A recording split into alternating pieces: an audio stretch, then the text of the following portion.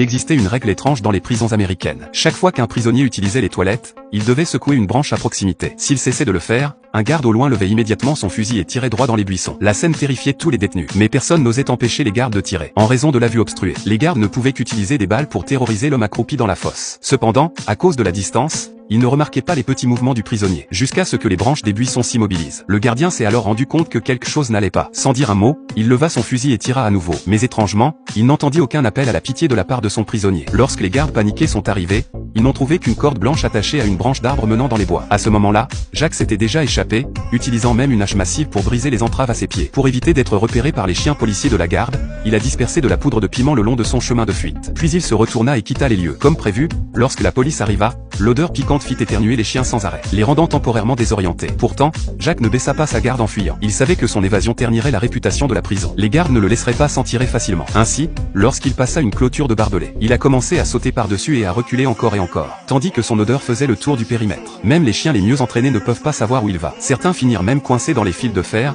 incapables de bouger. Après avoir été contrecarrés 2 fois, les chiens sont devenus inutiles. Lorsqu'ils sont revenus à la prison, les gardiens tenaient le corps d'un chien dans leurs bras. Le directeur de la prison était furieux et s'est juré de ne pas oublier cette rancune. Mais le plus inattendu arriva. Le lendemain, une photo apparut dans la cellule. On y voyait Jacques entouré d'un groupe de magnifiques femmes. Au lieu de se faire discret après son évasion, il s'était exhibé au grand jour. Les gardiens n'étaient pas incompétents. Juste une semaine plus tard, Jacques, qui avait un profil élevé, a été repris. Ses co-détenus l'ont soulevé sur une table comme un héros, le traitant avec admiration. Pour eux, Jacques était une icône. Il avait fait ce dont ils rêvaient tous mais qu'ils n'avaient jamais osé tenter. Mais le lendemain, les gardiens ont publiquement commencé à lui compliquer la tâche.